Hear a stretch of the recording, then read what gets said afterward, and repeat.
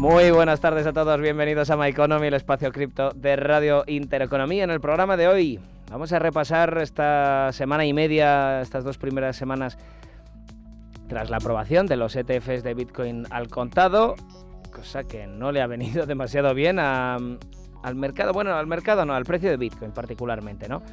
Hoy nos acompaña Félix Fuertes, director de inversiones de RAND. Vamos a analizar con él a nivel on-chain un poco qué ha ocurrido estos días. También el desglose nos quiere enseñar de mayores tenedores de Bitcoin, qué están haciendo, cómo se están moviendo, si lo están haciendo, y también entender o, bueno, pues prever, ¿no?, qué nos puede esperar por parte del dólar de aquí a marzo. Ya sabéis, esa estrecha relación, evidentemente, entre el dólar y el Bitcoin, al ser comprado el Bitcoin en dólares. Vamos ahora a echar un vistazo rápido a los titulares de la jornada. My Economy News. My Economy News.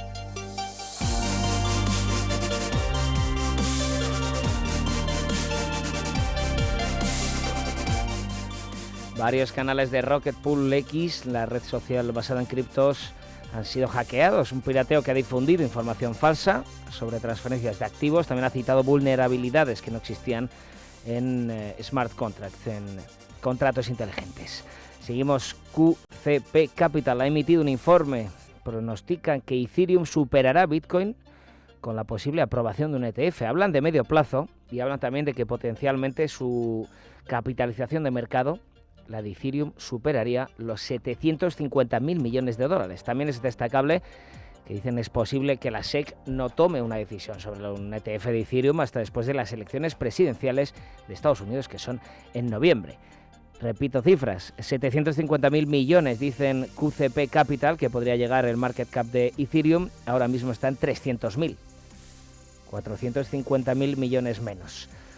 Seguimos con BTIG, ha elevado la calificación de Marathon Digital ante el creciente interés por Bitcoin tras la aprobación de fondos cotizados por inversión directa. También recordemos que las acciones de las mineras y de las empresas relacionadas con criptomonedas no se han comportado bien desde la aprobación de los ETFs. Hay varias razones. Una de ellas puede ser, por ejemplo, que los inversores que querían invertir en el entorno de Bitcoin de una manera indirecta, como puede ser empresas relacionadas o empresas mineras, pues que digan ahora, pues invierto directamente en los ETFs de Bitcoin al contado, por ejemplo, que pueden ofrecer fondos de inversión y empresas y bancos enormes. Seguimos. Vanek, hablando de estos ETFs, Vanek cierra y liquida sus ETF de futuro. Según la compañía, se basan en su evaluación del rendimiento, la liquidez y el interés de los inversores del fondo. Claro, recordemos, la semana pasada Vanek recibió como 10 otros o 11 otros fondos ETFs de Bitcoin al contado, recibieron la aprobación por parte del regulador financiero estadounidense. Por lo tanto, han cerrado, en el caso de Vanek, cierran su ETF de futuros, el que era legal desde antes, el que ya estaba aprobado desde hace hace mucho tiempo, y entonces ahora mismo han cerrado el de futuros para centrarse en el spot, en el ETF de Bitcoin al contado. Seguimos. Bitcoin Depot se expande con 940 nuevos kioscos en tiendas. El operador de cajeros automáticos de Bitcoin, con sede en Estados Unidos, ha anunciado una nueva asociación minorista para ampliar significativamente esta red de kioscos. Y terminamos con una noticia que ya se veía venir desde hace meses. El consejero delegado de JP Morgan, Jamie Dimon, sigue mostrándose escéptico sobre Bitcoin ante la caída de su precio. Según varias crónicas de mercados, estas palabras en una entrevista con la CNBC han hecho corregir ligeramente al Bitcoin. Pero bueno, realmente el JP Morgan lleva hablando de forma negativa de Bitcoin desde hace meses, entonces tampoco es un cambio en la opinión para nada de Jamie Dimon. Entra todo dentro de su lógica, que por ejemplo reitera sus dudas sobre el valor de Bitcoin y sobre lo que pueda llegar a ser. Son las 2:10 de la tarde, la 1:10 en las Islas Canarias. Vamos a echar un vistazo rápido a las pantallas y ya vamos con nuestro análisis on-chain.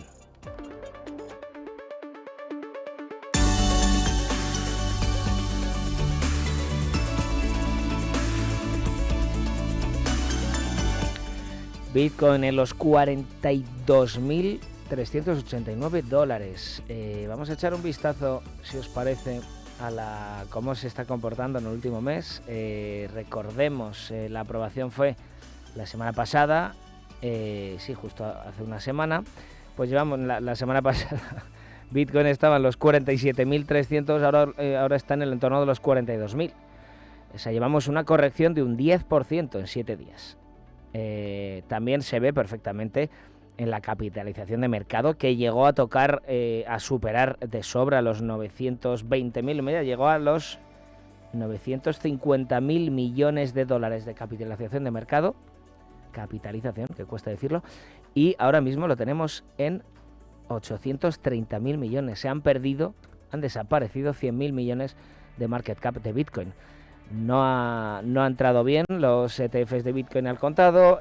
Ahora hablaremos con Félix, que seguro que ha estado ahí mirándolo al detalle en esas métricas on-chain, y vamos a intentar buscar las razones, porque es que no parece demasiado lógico si pensamos que es verdad que, bueno, es verdad que pues todos, ya sé, el mercado descontaba de sobra que se iban a aprobar, y además la mayoría ya pensaban en esta fecha, y puede ser, no sé, que se haya ido valor de Bitcoin para irsenos. Ahora le preguntaremos a Félix mejor. Ethereum, 2.505 dólares en los últimos 7 días, corrige más de un 5%, pero bueno, Ethereum hace más de una semana estaba más abajo. Lo que pasa es que tuvo una gran revalorización justo después de la aprobación de los ETFs de Bitcoin, tal vez porque el mercado piense que es posible que esa potencial aprobación de ETFs spot, de ETFs al contado de Ethereum, algo con lo que no está de acuerdo Félix, ahora le preguntaremos también.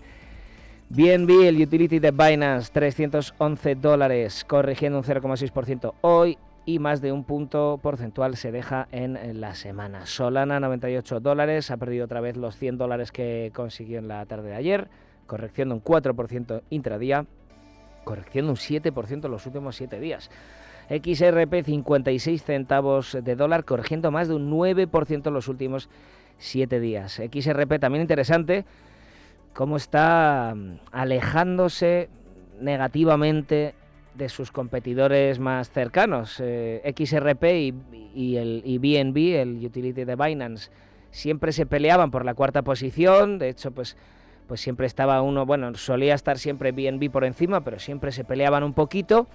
Ahora tenemos a BNB en los 46.000 millones, le sigue Solana, 42.000, ahí sí que veamos cercanía, pero es que en sexta posición tenemos a XRP, al token de Ripple Labs, con 30.000 millones de dólares de market cap, es decir, bastante lejos. Seguimos con Cardano, 51 centavos, dejándose un 3,5% en la jornada y casi un 15% en los últimos 7 días. Correcciones fuertes en el acumulado semanal, también en Avalanche, 13% de corrección en los últimos 7 días, 34 dólares, casi 35. Dogecoin, 0,079 dólares, corrección de un puntito porcentual en el día de hoy, de un 7,5% se deja en los últimos 7 días. Tron, 10 centavos, aumentando un 2% en los últimos 7 días. Y terminamos con Polkadot, 7 dólares con 13, corrección de un 16% en los últimos 7 días, corrección de un 4% en el día de hoy. Impera hoy el rojo en los mercados cripto, en las diferentes criptomonedas. 2:15 de la tarde, 1:15 en las Islas Canarias. Vamos ya con Félix Fortes.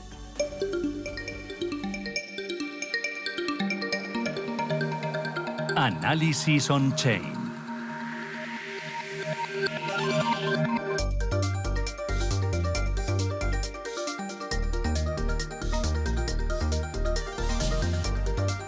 On-chain con Félix Fortes, director de inversiones de Rand. Muy buenas tardes, Félix. Muy buenas tardes, Pedro. Encantado de verte de nuevo aquí un jueves. ¿Qué tal? Un gusto aquí tenerte como siempre. Bueno, ¿cómo has estado viendo esta semana? Te pregunto ya directamente, sentimiento de mercado. Impera el rojo hoy. Sí, no pasa nada, porque bueno, si lo vemos desde un punto de vista de subasta y desde un punto de vista de volumen, el mercado de las criptomonedas, específicamente Bitcoin, ha estado muy por encima de su media. De hecho, lo estuve mirando ayer con los alumnos en la Academia de Formación en Inversión, en la que veíamos que había un exceso nunca un activo había estado dentro de lo que es una desviación normal, ¿no? En su movimiento en relación al volumen en el extremo más 4, ¿no? Que generalmente es pues ya cuando ves que es el 1%, el 0,1%, 0,11% que sucede y es muy raro, ¿no? Entonces, tiene mucho que subastar por debajo Bitcoin y bueno, pues como el mercado realmente no ha comprado con fuerza estos eventos del ETF, porque al final yo creo que la gente esperaba un 50% de revalorización, una cosa exagerada, y al final no ha pasado, ¿no? De hecho, voy a ir un poquito más allá. Hay que acordarse de que el mercado de las criptomonedas está muy supeditado a lo que pasa con el dólar. Y si el dólar ahora mismo está en un momento de incertidumbre, a ver cómo se resuelve la bajada de tipos en 2024, si acaban bajando o no tipos en Estados Unidos, o si Estados Unidos sigue creciendo a pesar de haber dado la campanada, la sorpresa en el 2023, pues yo diría que vamos a tener un mes de enero, febrero y parte de marzo bastante tranquilitos, así que yo no esperaría realmente grandes volatilidades ni subidas y diría que los inversores o los compradores de Bitcoin y los que están invirtiendo en cripto que se han dejado llevar un poco por la euforia y que han estado entrando con fuerza durante el mes de diciembre y finales de noviembre, pues ahora se van a encontrar que los últimos que han llegado se van a, pues bueno, van a tener que aguantar caídas del 20, del 30%. Y bueno, pues eso podría filtrar un poquito y meter una corrección bastante positiva y bastante sana al mercado hasta que se resuelva un poquito qué va a pasar en Estados Unidos, ¿no? O sea que, como el meme, ¿no? Vamos a calmarnos hasta, hasta el mes de marzo. Esperas tranquilidad un poquito en los mercados. También en el caso de Ethereum. Sí, yo espero tranquilidad en todo, ¿no? Porque de hecho lo de Ethereum ya lo he explicado, ¿no? Ethereum, la aprobación del ETF de Ethereum o sea, hay unas papeletas muy grandes a que la misma comunidad de Ethereum se involucre y empiece a hacer campaña en contra del ETF. Porque, lógicamente, pues no voy a comprar un ETF para luego... O sea, no voy a comprar, perdona, Ethers para poner un ETF y luego no generar un dividendo o luchar contra la inflación del mismo token, ¿no? De la misma blockchain. Y eso, pues no sé si a la comunidad de Ethereum le va a hacer gracia que pueda centralizarse, ¿no? Y al final la SEC ya sabéis que va a estar buscando siempre excusas para retrasar o denegar ETFs en los que haya un riesgo de manipulación. Pero, Félix, ¿a la SEC qué más le da a la comunidad de Ethereum? Porque al final, si yo como regulador y supervisor de los mercados financieros tengo que velar por los intereses, los mejores intereses de los inversores, si el inversor que compre el ETF de Ether a BlackRock va a existir la mínima posibilidad, existe la mínima posibilidad de que la tecnología subyacente o la comunidad o la empresa o el grupo empresarial descentralizado que subyace sobre el Vale, sí. token de Ethereum pueda tomar la decisión de hacer un hard fork o expulsar a BlackRock como porque a lo mejor esté haciendo caso a la OFAC o está haciendo caso a la SEC, pues claro, la SEC, yo desde mi punto de vista creo que hay un riesgo muy alto y Mucho diría que la mayor que SEC va a con poner... Bitcoin, ¿no? Sí, lo bueno que tiene Bitcoin, fíjate que nunca pensé que diría esto, pero lo bueno que tiene Bitcoin es que el hecho de tener Bitcoins no te da ningún poder sobre la blockchain. Por tanto, si existiera un riesgo como tal en Bitcoin, como tal, la blockchain de Bitcoin, estaría derivado de que los mineros pues el día de mañana dejen de funcionar. Pero eso al final es un riesgo también que está asociado a las empresas en términos generales, pero no porque pero no, los mineros no tienen la capacidad de expulsar a los tenedores de Bitcoin. Oye, tú tienes tus Bitcoins y los Bitcoins tienen una definición económica que es respetada y valorada por todos sus tenedores. Y aquí, pues nosotros ya, pues si hay un 30% menos de mineros o un 100% más de mineros, es indiferente para el precio y el valor de Bitcoin. Vamos, insisto, Pues en el caso que de Ethereum, claro, el caso de Ethereum sí, y sí. todas las blockchain de prueba de participación hay que tener cuidado, porque yo veo que ya en redes sociales ya se está empezando a fomear y a generar mucha euforia alrededor de estas blockchain, ¿no? Bueno, o sea, la siguiente va a ser Solana. Yo creo que no. Es decir, creo que hay un riesgo de centralización que las blockchain no van a ser no van a estar, yo creo que, abiertas a que suceda. Y vamos, lo dudo, vamos, o sea, no sé. En general ahora hay más criptos basadas en Proof of Stake que en minería, ¿no? Que en Proof of Work. Sí, porque al final el Proof of Work se ha demostrado ser ineficiente a la hora de generar cierta vinculación entre los incentivos de los tenedores de la cripto y la red en sí. Por eso, además, pues Ethereum migró, ¿no?, a su prueba de participación, precisamente porque sabían que el tener un minero dependía más de cuánto dinero generas si te quedaba margen, ¿no? Y el incentivo del minero siempre era vender la cripto para poder subsistir.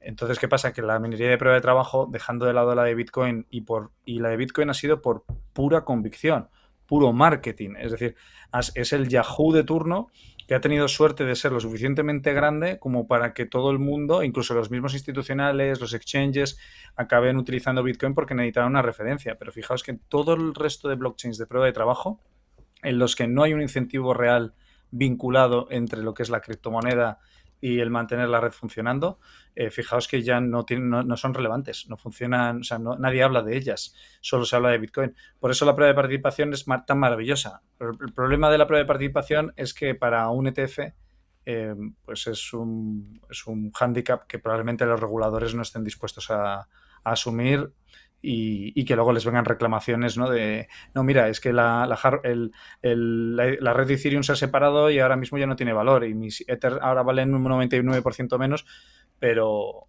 ya está. ¿Vale? Entonces, lo que sí que es verdad que podría ser, y esto lo lanzo un poco al aire, y es un tema que a lo mejor pueda discutir el mismo BlackRock o los mismos gestores de fondos, que eso ya sí que podría ser muy interesante porque sería un precedente único dentro de un ETF, y es que los hard forks al final, si la comunidad se desviara, el hard fork determina que te van a dar, o sea, al final como es una copia, tú también vas a recibir un Ether de la nueva blockchain que salga. Y no sé hasta qué punto el ETF de Ether, por ejemplo, podría tener aprobado este nuevo Ether que se generará del hard fork. Y entonces, en ese caso, pues lo que es controlar el peligro de que se devalúe, ¿no? Interesante porque no está siendo una teoría generalizada la que está siguiendo y eso está muy chulo. Ya pasó, o sea, no mucha gente hablaba a finales de 2023 que estabas tú ahí a tope con la masa monetaria, con la M2, con China, en relación al precio de Bitcoin. Luego sí que la gente ya te ha llamado, ¿verdad? Esto está ocurriendo un poco con los ETFs de Ethereum. Yo veo generalmente la gente más enfocada y en Twitter y demás, un poco en la comunidad en general, a darlos por hecho. Y tú has dado en las últimas entrevistas, por lo menos aquí, en las últimas veces que has entrado en este espacio que tienes los jueves, lo has dicho bastantes veces, que no confías tanto en un ETF de Ethereum, ¿verdad? Bueno, yo con respeto a los tuiteros que sigues, Pedro, pero es la diferencia entre amateurs y profesionales. Cuando uno se dedica Ya institucionalmente después a de esto, ese pero, le respeto mucho, pero... al final los que nos dedicamos en esto a nivel institucional, o entendemos este tipo de pinceladas, ¿no? O realmente no vamos a ser capaces de anticipar movimientos en el mercado, o anticipar, sobre todo, si la calidad de un activo se mantiene o no. Es decir, ahora mismo está habiendo demanda de Ether porque, como bien has comentado, pues oye, se van a probar los ETFs de Bitcoin, seguramente probarán los de Ether.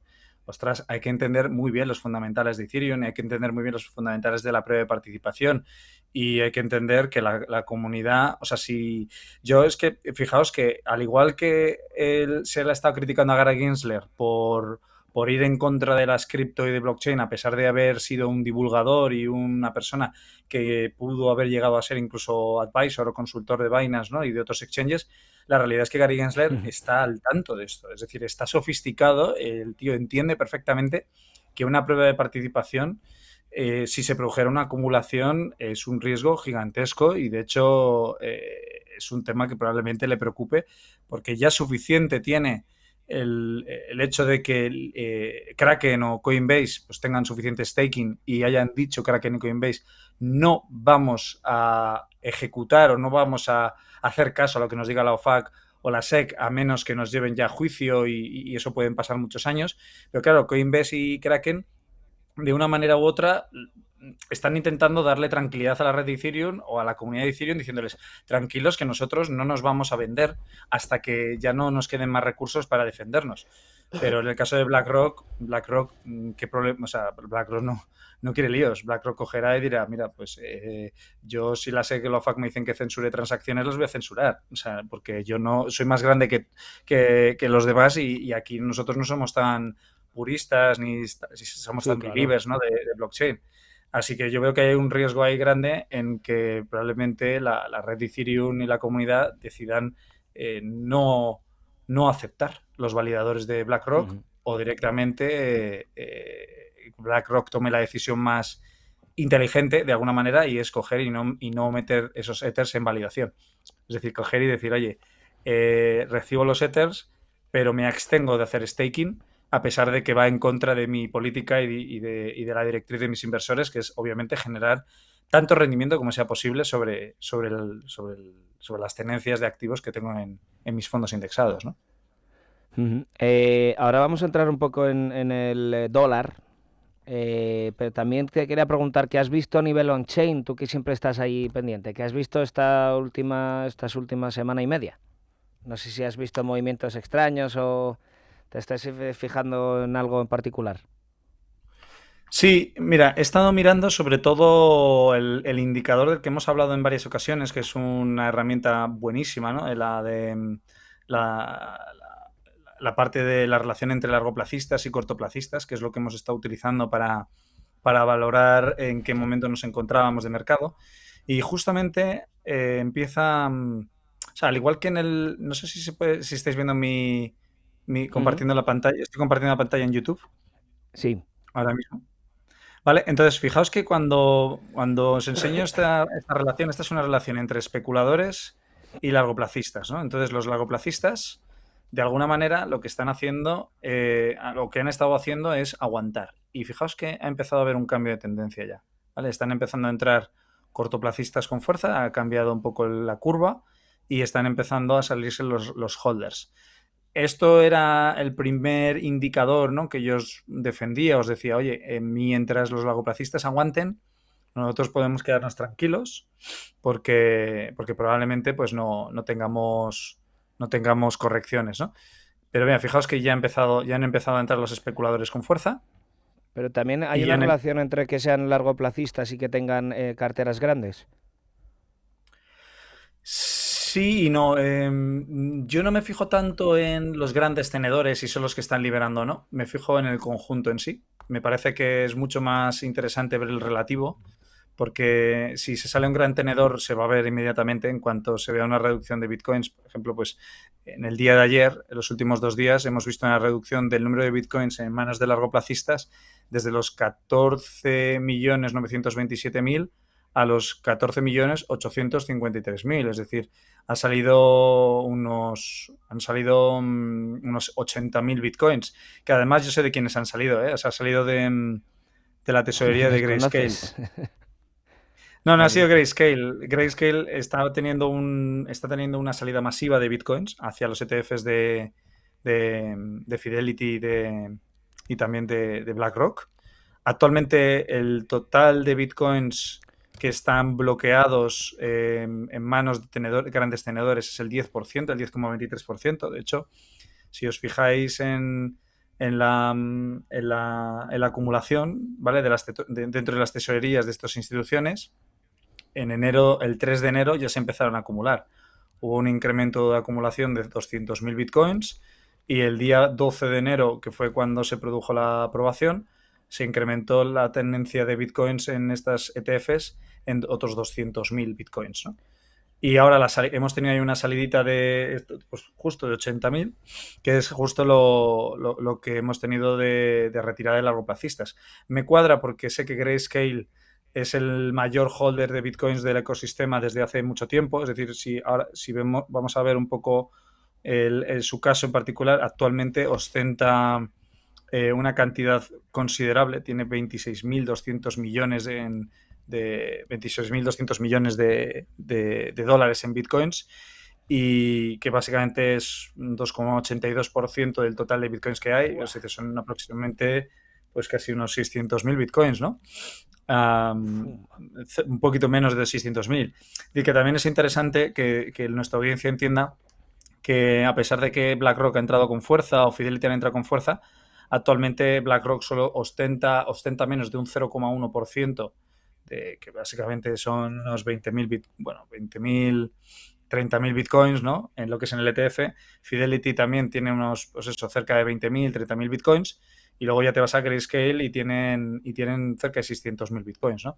Así que Grayscale a día de hoy todavía sigue siendo la referencia, y como el problema es que no lo han aprobado, es decir, a Grayscale, al Trust, no le han aprobado como ETF todavía, porque está en el proceso. Pues lo que está pasando es que están vendiéndose acciones de Grayscale, por lo tanto se tienen que liquidar esos activos, y esa salida de bitcoins está yéndose a otros ETFs, ¿no? Entonces estamos viendo que parte de esto largoplacista, parte de estos 14.800.000, 600.000 son de Grayscale, y eso podría derivar en precisamente, o podría explicar esta salida, ¿no? Pero Vale. Félix, ¿y por qué no se esperan simplemente a tenerlo aprobado o a seguir holdeando? O sea, ¿de qué les sirve ahora vender Son los bitcoins inversores. propios Son los de inversores Grayscale? de Grayscale. Sí, los inversores de Grayscale son los que están liquidando las acciones, las está recomprando Grayscale, entonces al recomprarlas está devolviendo, está entregándoles los bitcoins a cambio, y lo están haciendo porque Grayscale aún no es un ETF, y no está muy claro todavía que lo vayan a ser, y entonces los inversores que han estado en Grayscale hasta ahora, que es una suerte un poco de ETF, lo han hecho porque era lo único a nivel institucional en lo que podían confiar que iba a ser un instrumento para poder estar expuestos a Bitcoin sin tener que comprar Bitcoin como tal, ¿no? Pero ya viendo que hay otros vehículos como el de BlackRock o el de Fidelity que también ofrecen lo mismo, pues parece que se están saliendo a ese punto, ¿no? A Vale, ver, y pero perdón por pararte aquí, pero nada. Grayscale, en el momento de comprar, de recomprar sus acciones, ¿se las devuelve en Bitcoin o es que simplemente se deshace de Bitcoin porque tiene proporcionalmente el mismo Bitcoin que acciones vendidas? Ofrece las dos opciones a los inversores de Grayscale, Ah, pero por lo que estoy qué bueno. viendo, por lo que estoy viendo a nivel on-chain, están entrando muchos bitcoins a Coinbase desde Grayscale. De hecho, si nos metemos aquí, podemos ver un poco las últimas entradas. Es decir, vemos que han salido desde el 12 de enero hasta el 17 de enero, han salido pues unos 30.000 bitcoins, que es justo más o menos las cantidades que han entrado, la cantidad que ha entrado en BlackRock, en el ETF de BlackRock. Bueno, entre el ETF de BlackRock y Fidelity, ¿no? Por tanto, lo que debe estar pasando realmente es que están mandando en Coinbase, están liquidando y están entregándole los dólares o mandándole los bitcoins a sus inversores, ¿no? No, la verdad es que no tengo ni idea. Yo lo que sí que veo es que si Grayscale estuviera vendiendo sus tenencias de Bitcoin a mercado, tendríamos mucha más presión en el precio. Y no está sucediendo eso, ¿no? Así que deben estar vendiéndolo al contado, OTC. Esto es importante también que la audiencia entienda que los ETFs, yo ya lo he explicado en muchas ocasiones, ¿no? Los ETFs no iban a impactar en demanda, es decir, no iban a tener un impacto en el libro de órdenes, sino iban a tener un impacto en la oferta, es decir, la reducción de la oferta iba a ser considerable, y por tanto habrá un momento dado en el que, mientras que estos largoplacistas se mantengan, que además, pues considerando que a lo mejor Grayscale como institucional es el que está haciendo que se esté reduciendo este número de largoplacistas. La realidad es que el mercado generalmente no empieza a liquidar, o los largoplacistas no empiezan a liquidar hasta que llega a máximos históricos Bitcoin o incluso lo supera. A partir de ahí ya, como el mercado no tiene referencias sobre dónde puede llegar el precio, generalmente es cuando ya empieza la etapa de distribución. Y también es curioso porque es cuando empieza la etapa de acumulación al mismo tiempo. Es decir, la gente se vuelve loca viendo los máximos de Bitcoin y piensan que esto puede llegar muy lejos, mientras que los holders ya han ganado lo que tenían que ganar y generalmente empiezan a distribuir, ¿no? Y empiezan a sacar en ese momento, ¿verdad? Empiezan a sacar en ese momento, sí. Lo que yo sí que es verdad que me parece interesante, y esto es un dato relevante para todos, es que me he estado fijando en cómo está el mercado de futuros dentro de lo que es el interés abierto y se está manteniendo muy alto. Por tanto, aquí hay un riesgo de mayores de caída. Es decir, yo para mí mi tesis de corrección en Bitcoin, si nos fuéramos a ver un poco la situación a nivel de subasta, vemos que todavía puede corregir a los 39, 38, que podría ser una rotación del área de valor en el que se encuentra ahora mismo.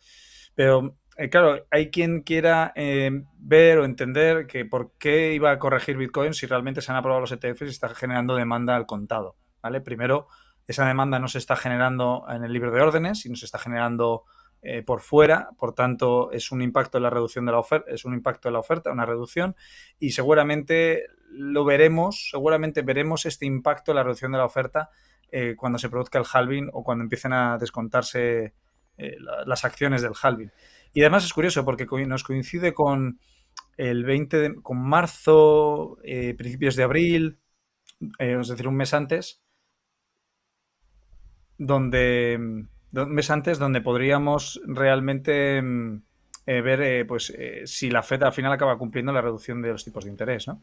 Así que ahí hay una combinación entre la expectativa de qué va a hacer el dólar con un mes y medio en antelación al halving, con una acumulación por parte de los ETFs que tendremos que dar seguimiento a lo largo de estas próximas 8 semanas para ver si se está reduciendo el precio de Bitcoin.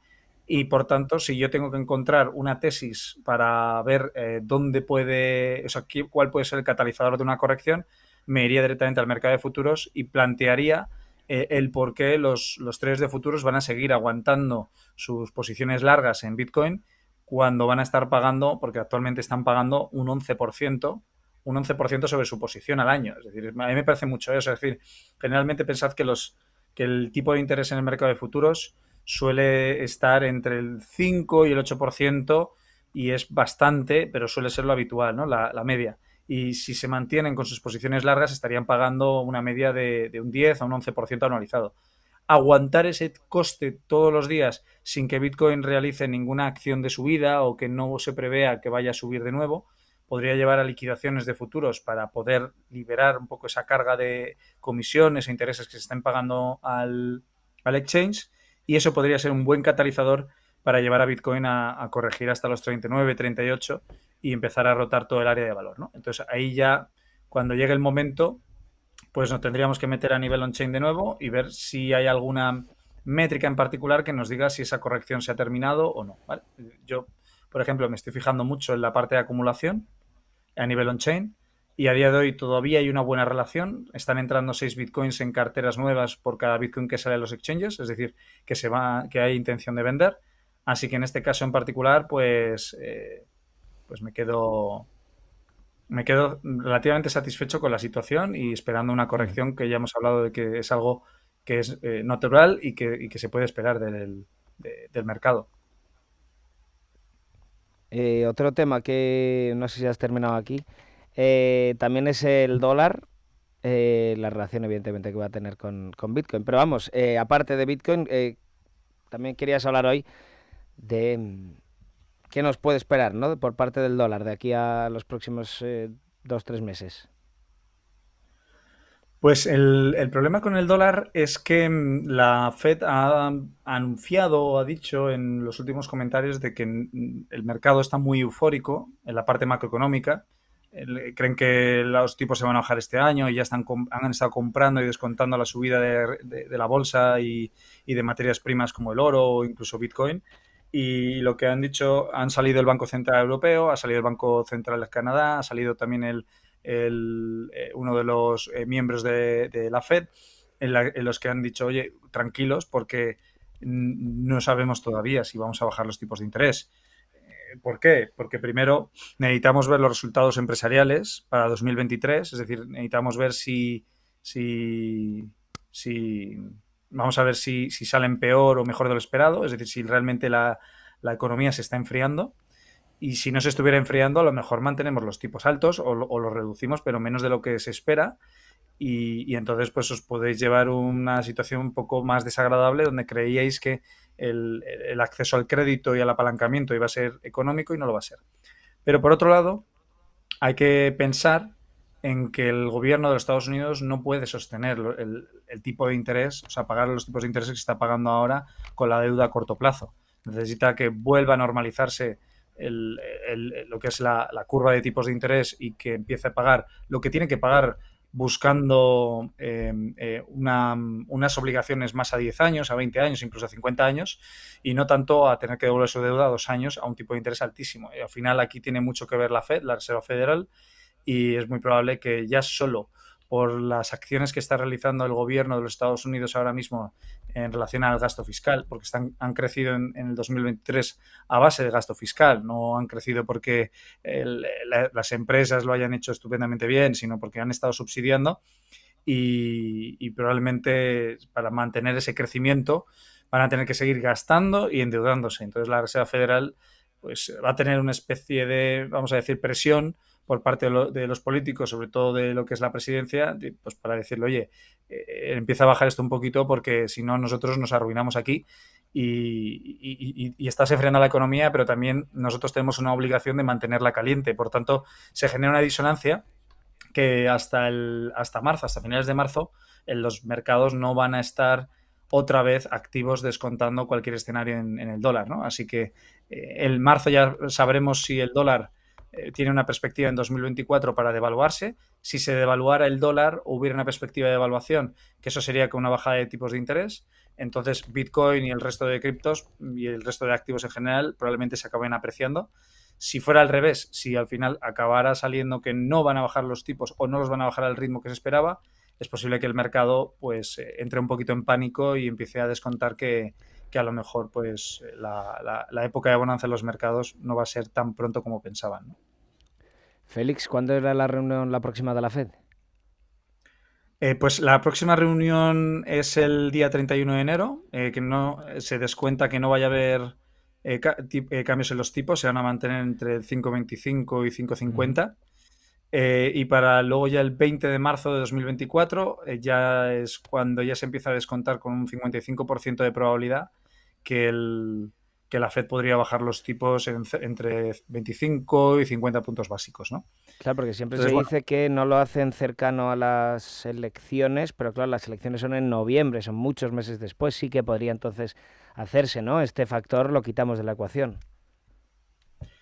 efectivamente, yo creo que van a tener que bajar los tipos para hacer que la economía florezca un poco, aunque sea, es decir, que el consumo o la expectativa de consumo se incremente, porque es verdad que los americanos, esto es un dato que poca gente se está fijando, pero en 2023 la inflación ha estado por debajo del incremento de los salarios. Es decir, que los americanos ahora mismo se les ha incrementado el salario en todo el periodo de 2023 con respecto a 2022 en un 4,1%, mientras que la inflación ha finalizado con un 3,8%.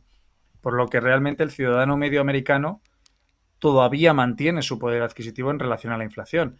Y es verdad que ha habido un consumo, una reducción de la capacidad de ahorro de los americanos porque han estado teniendo que aguantar pues esta subida del precio de los bienes y servicios en su país, pero eventualmente han sobrevivido y han salido adelante. Por lo tanto, realmente ya no es un problema por la parte de consumo doméstico, que las expectativas ahí es que el país pues no crezca a menos que se siga inyectando dinero por parte del gobierno mediante gasto fiscal. Por lo tanto, la parte fundamental es la parte industrial, la manufacturera y la parte de servicios. Si esas empresas crecen, pues entonces no quedará duda o no cabrá duda de que Estados Unidos va a poder salir adelante después de esta restricción cuantitativa y probablemente la Fed incluso pues diga, oye, pues voy a bajar un poquito, voy a flexibilizar un poquito los términos de mi política monetaria porque la verdad es que el país pues ha aguantado muy bien y hay que ahora incentivar el crecimiento de nuevo, ¿no? Así que bueno, habrá que esperar al 20 de marzo a ver qué dice la Fed en relación a la bajada de tipos y ver un poco también los resultados empresariales en las próximas 4 semanas, 6 semanas, para ver si ya el mercado pues empieza a descontar esta subida desde antes, o esta bajada desde antes, y también ahí podremos analizar a nivel on-chain si Bitcoin pues se mantiene o no con fuerza en su precio y considerando, y ya aviso, de que como tenemos 2 meses por delante hasta conocer qué espera el mercado de lo que es el dólar o lo que es la cotización del dólar per se, pues seguramente tengamos a Bitcoin pues corrigiendo, subastando zonas que no ha subastado, incluso con un poquito de especulación. Tendremos a los creadores de mercado pues testando nuevos máximos o nuevas cotas con otras cripto. Así que van a ser 2 meses un poquito de pruebas también. Una pregunta bueno, es un poco de saber general. Claro, yo ya he crecido con los euros, vi las pesetas solo para comprar chuches de pequeño, pero ¿qué control tiene un gobierno sobre su Banco Central al final? ¿Es un control directo? Es decir, el gobierno de Biden ahora mismo tiene un control directo sobre el ejecutar de la Fed y de Jerome Powell. Totalmente. O sea, Jerome Powell es un cargo político que ¿Y ha por qué no se sido... hacen subidas Ujú. o bajadas de tipos aunque haya unas elecciones cerca? Si al presidente actual le puede venir hasta bien, ¿no? Porque a ver cómo... O sea, es que es interesante lo que estás comentando, ¿vale? Es decir, la clave está en que el presidente de la Fed responde ante el Congreso, ¿vale? Entonces responde ante todos los políticos. Ah. Es decir, que si tiene que bajar o subir los tipos de interés, no es solo que le importe al gobierno actual, sino también a la oposición, ¿no? Por tanto, la Fed realmente a la hora de decidir si va a bajar o subir los tipos de interés, si el presidente le dice, oye, bájame los tipos porque la deuda me está saliendo carísima, el presidente de la Fed dirá, vale, déjame valorarlo, lo voy a considerar, pero no voy a bajar los tipos porque tú me lo digas. Otra cosa muy diferente es que el Congreso de Estados Unidos lleva, creo que desde septiembre, si no de antes, aprobando, no, yo creo que ha estado durante todo el 2023 aprobando subidas del techo de deuda. Y claro, yo creo que ha llegado un punto en que el mismo Congreso ya está todo el mundo alineado en que, oye, no, tenemos que parar esto porque estamos en un momento muy complicado y como tengamos que estar pagando incluso tipos de interés muy elevados, pues probablemente no seamos tan competitivos y perdamos terreno, ¿no? Pero por otro lado, y luego hay que considerar también que mañana era el último día para aprobar también el techo de gasto, ¿no? Porque si no, otra vez volvemos a tener lo del apagón dentro de lo que es lo que es los servicios públicos, ¿no? El funcionariado dentro de lo que es los Estados Unidos, donde ya no tendrían dinero, ¿no? Para pagar a funcionarios y tienen que incrementar el techo de gasto. Claro, al final, ¿qué pasa? Que el mismo Congreso se une y dice, mira, hay que controlar esto. Y el mismo presidente de la Fed o la Fed en sí están alineados y dicen, a ver, si la economía se mantiene resiliente y seguimos en pleno empleo, ¿por qué no vamos a bajar los tipos? Si al final todo redunda en algo positivo para todo el mundo y reducimos el coste del dinero y nos permite respirar con un poquito más de holgura. O sea que en principio, aunque es un puesto político, atiende mucho a la demanda y a la presión política. O sea, aunque sea un puesto político eh, y teóricamente independiente, atiende mucho a la presión política por parte del Congreso. Volviendo al dólar, ¿qué más, aparte de los tipos, que eso es evidente, bueno, qué más factores pueden hacer que se devalúe este año? Pues otro factor que puede haber que se devalúe es que países que son tenedores de deuda de Estados Unidos, en el caso, por ejemplo, de Japón, o incluso en el caso de China, que es un gran tenedor de dólares, o incluso países como los que forman el BRICS, que quieran empezar a liquidar sus dólares en contrapartida del yuan chino, ¿no? Que por el momento no están del todo alineados con ello, ¿no? De hecho, se planteó que el BRICS usara Bitcoin como moneda de referencia para no tener otra vez que volver a una reserva fraccionaria en detrimento de un país concreto, ¿no? Pero lo que nos podríamos enfocar o lo que podríamos ver en base a una potencial devaluación o apreciación del dólar es países que necesiten financiación, necesiten liquidez, necesiten controlar la inflación que tienen en el país, como puede ser el caso de Japón, que tengan que vender la deuda de Estados Unidos para luego liquidar los dólares y comprar su propia divisa, lo cual haría que el dólar tuviera una devaluación importante, y eso es algo que a Estados Unidos no le interesa, porque si no les haría perder competencia, ¿no? De competitividad. Y luego pues hay que considerar que hay grandes tenedores de dólares, como es el caso de China, que probablemente pues ahora mismo están usando sus tenencias de dólares para mantener el tipo de interés con el renminbi estable. O sea, están vendiendo y comprando Bitcoin dólares para mantener estable el tipo de cambio con la moneda local.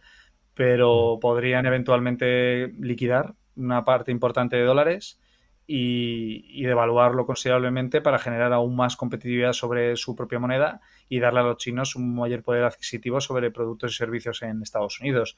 Es decir, que son eventos geopolíticos o son situaciones geopolíticas que podríamos ver durante el 2024 que podrían, o sea, que derivarían o que surgirían de conflictos que ya han sucedido en el 2023, como es ese, ese conflicto, ese enfrentamiento que hay por Taiwán, ¿no?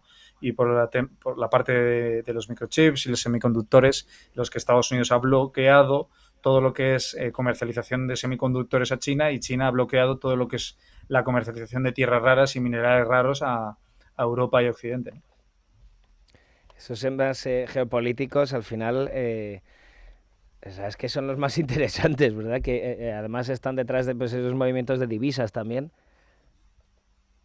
Sí, de hecho, Bitcoin, para que os hagáis una idea, si a día de hoy se plantea que vaya a recibir mucha liquidez, es decir, porque es una pena, es decir, a mí no sé, me hace gracia que, claro, se plantee que los ETFs de Bitcoin van a tener un impacto muy positivo en los próximos 24 meses, y en la primera semana ya la gente esperaba, no sé, por lo que estoy leyendo, ¿no?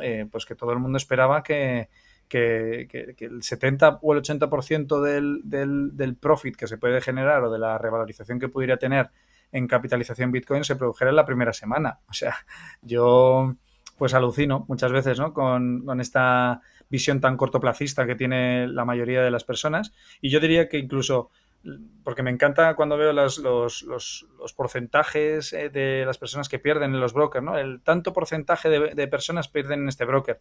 Si es que hay brokers o instituciones que son muy serias, que dan muchísimas herramientas a los traders, a los inversores, para que tengan una visión largoplacista, y aún así el 70%, 7 de cada 10, acaban perdiendo dinero.